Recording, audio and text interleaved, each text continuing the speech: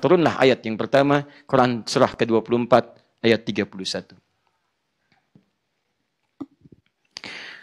Qul lil mu'minati yaghuddna min absarihinna wa yahfazna furujahunna wa la yubdina zinatahunna illa ma dhahara minha wal yadribna bi khumurihinna.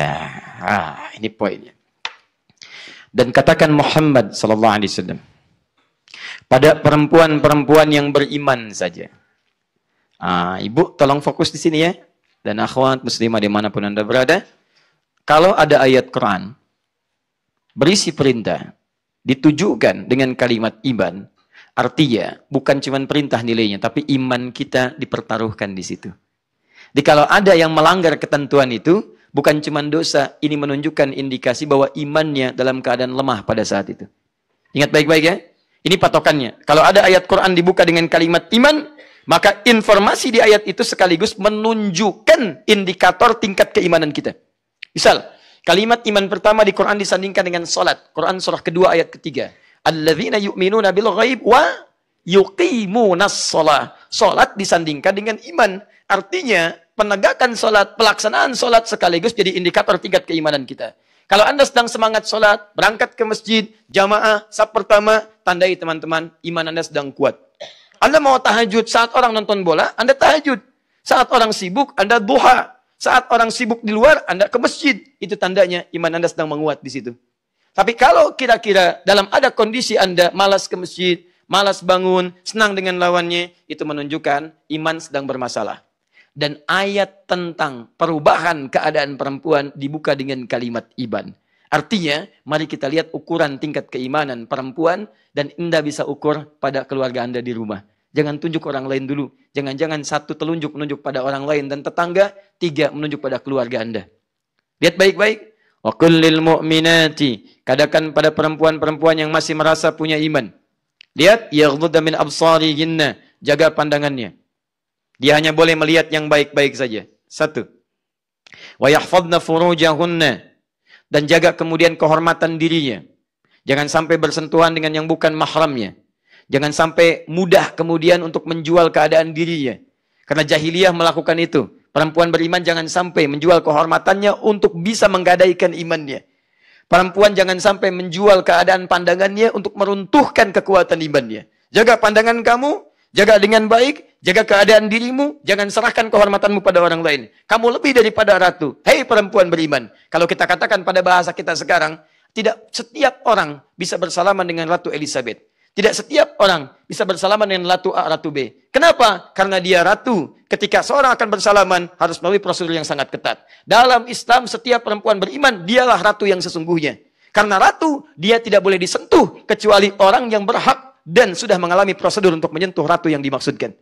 Jadi kalau nanti ibu misalnya, atau akhwat-akhwat sekalian, ada dalam satu komunitas, tiba-tiba seorang laki-laki nyosor pengen salaman, katakan, saya ratu, Anda siapa? Masya Allah. Lalu dia katakan, saya raja. Misalnya, baik, tapi raja yang belum melewati prosedurnya. Tapi kan namamu sudah tertulis di hatiku, tuliskan di buku nikah. Bikin status. Baik. Iya, bikin status. Jangan cuma keterangan cepat, bohong-bohongan. Kalau ada pria-pria ngasih keterangan cepat, tapi isinya bohong-bohongan, pria itu pria? Udah. Dapat kosakata baru subuh ini. Luar biasa. Apalagi kalau sudah kecebong pakai sepatu biru. Gak bisa apa-apa, itu yang repot. Sudah. Lihat sini. Kita pembahasan. Bukan masalah lain. Awas, hati-hati. Itu urusan yang lain. Teman-teman, sudah lihat sini. Fokus. Turunlah ayat ini untuk menutup yang tidak boleh terbuka. Perhatikan baik-baik. Wala yubdina zinatahunna. Masih ingat tadi? Tabarruj antazayyanatil mar'ah. Dari kata zina. Jangan sembarangan membuka.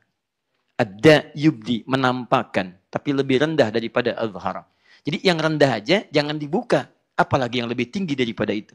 Wala yubdina zinatahunna. Dan perempuan beriman jangan mudah membuka yang sederhana pun. Apalagi membuka yang selebar-lebarnya. Tahan. Jangan sembarangan dibuka. Illa ma zahara minha. Kecuali memang yang boleh dan biasa terbuka. Illa ma zahara minha.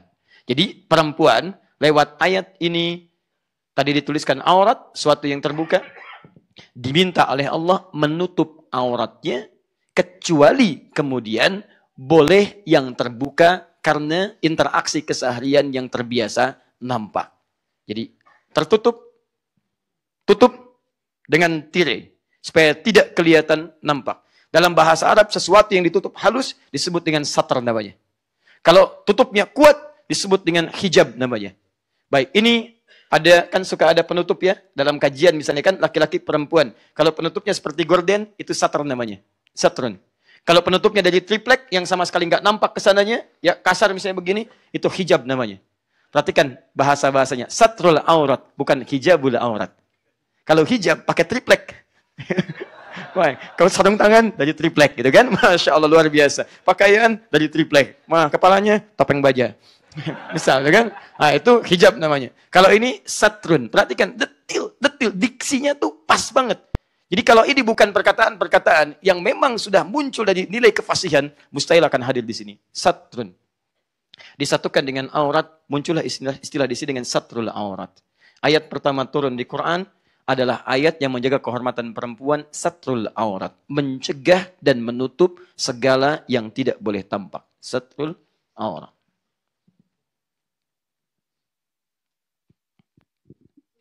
Fokus. Pertama, kata Quran, tutup semua. Kecuali yang biasa nampak. Nah, satrul aurat, di sini teman-teman sekalian dibagi dua bagian. Pelan-pelan. Satrul aurat, nanti auratnya dibagi pada dua bagian. Pertama ada aurat satrun. Aurat satrun, aurat yang ditutup. Jadi memang normalnya mau dilihat orang mau tidak tutup. Tutup. Karena ada hal yang tidak nampak, yang biasa ditampakkan jadi nggak enak. Harusnya memang nggak boleh tampak. Misal dari batas pusar sampai dengan ke bawah. Ada orang, nggak ada orang, tutup. Karena walaupun nggak ada orang, Anda nggak akan enak tampil tanpa busana. Ya, bedakan bedanya antara hewan dengan manusia. Hewan itu nyaman tampil tanpa busana. Manusia nyaman tampil dengan busana. Makanya kalau Anda misalnya punya atau iseng-iseng ke kebun binatang, atau Anda punya peliharaan misalnya, Anda punya monyet peliharaan, Anda pakaikan misalnya pakaian, dia nggak akan gerah dengan itu. Karena dia tidak akan merasa nyaman karena kebiasaannya tanpa pakaian. Silakan cek lagi, misalnya Anda punya ayam peliharaan, pakaikan kemudian pakaian khusus ayam. Dia akan gelisah karena merasa tidak nyaman.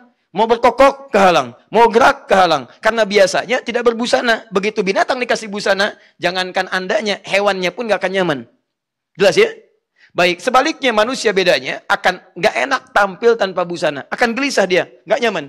Silahkan cek kalau tidak percaya. Anda dalam keadaan tanpa busana, itu gak akan nyaman. Minimal ada tubuh yang harus ditutup. Makanya kalau ada misalnya perempuan atau laki-laki, terlebih laki-laki misalnya, senang tampil tanpa busana, maka ada masalah dalam kejiwaannya. Ada masalah. Karena tertukar antara sifat hewani dengan sifat kemanusiaannya. Paham sampai sini?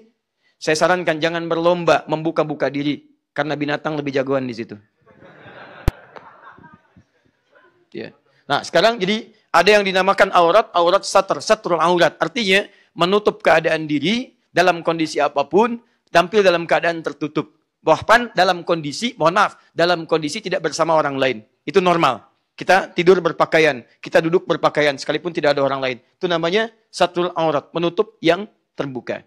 Ada yang kedua, auratun nazar. Aurat an-nazar. Bukan sekedar nutup biasa, tapi ditutup dari pandangan-pandangan yang tidak biasa. Nazar itu pandangan. Auratun nazar.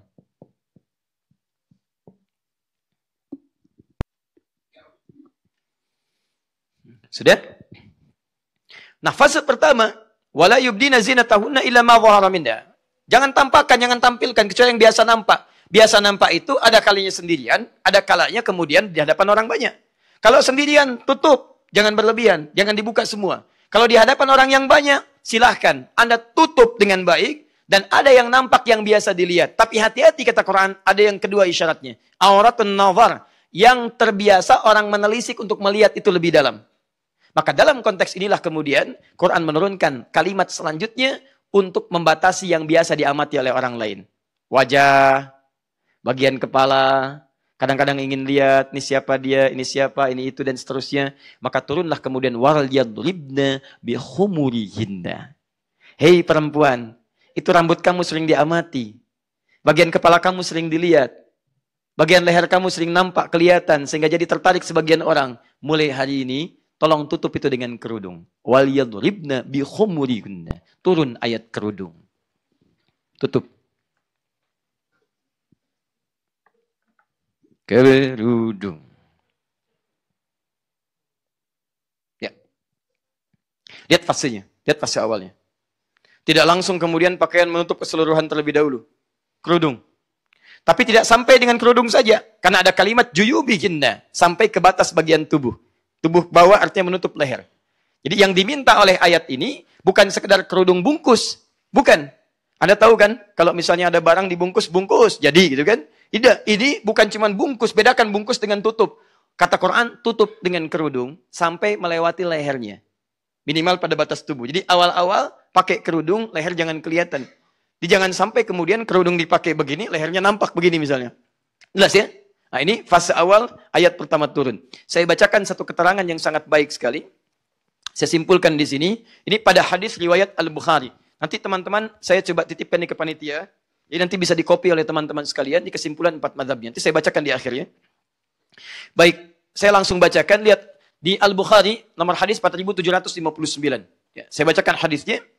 Lamma nazalat hadhil ayat wal yadribna bi khumurihinna ala juyubihinna. Ketika turun ayat ini tentang kerudung tadi, akhadna uzrahunna fashaqqahunna min qabal hawashi fakhtamarna biha.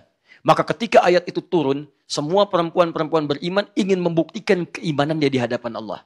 Maka mereka berebut mencari kain-kain yang mungkin didapatkan. Bahkan disebutkan di sini, min qibalil hawashi. Tidak sedikit dari orang yang perempuan yang merobek kain selimutnya. Hanya untuk sekedar membuktikan imannya di hadapan Allah subhanahu wa ta'ala. Anda bayangkan, sifat orang-orang beriman pada masa itu. Begitu turun ayat, nggak nanya. Kok ditutup ya? Ya. Kok begini ya? Ya. Kok begitu ya? Ya. Baik teman-teman, tiba-tiba apa yang terjadi? Yang jadi pertanyaan mereka hanya satu. Apakah keimanan saya benar diakui oleh Allah subhanahu wa ta'ala atau tidak? Maka mereka berlomba membuktikan keimanannya. Bukan masalah kerudungnya. Bukan masalah kerudungnya. Tapi masalah imannya, itu poin pentingnya. Ya itu yang penting, saya dapat pengakuan dari Allah. Mau kerudung begini, kerudung begitu, itu persoalan yang lain. Maka ada yang merobek selimutnya, ada yang merobek spraynya, ada yang merobek kainnya. Demi apa? Demi membuktikan keimanan di hadapan Allah subhanahu wa ta'ala. Zaman dulu nggak punya kerudung, robek selimut. Zaman sekarang kerudung apa model yang tidak ada? Kerudung apa? Sekarang terbentang. Zaman dibebaskan dari keburukan, dilindungi kehormatan, semua mencari barang untuk membuktikan keimanannya. Sekarang barang semua terbentang dan tidak ada alasan bagi perempuan-perempuan beriman untuk menghindari nilai-nilai yang seperti itu. Teman-teman sekalian, saya kembalikan. Jadi mereka kemudian pakai itu untuk menutup bagian kepala sampai dengan ke bagian leher.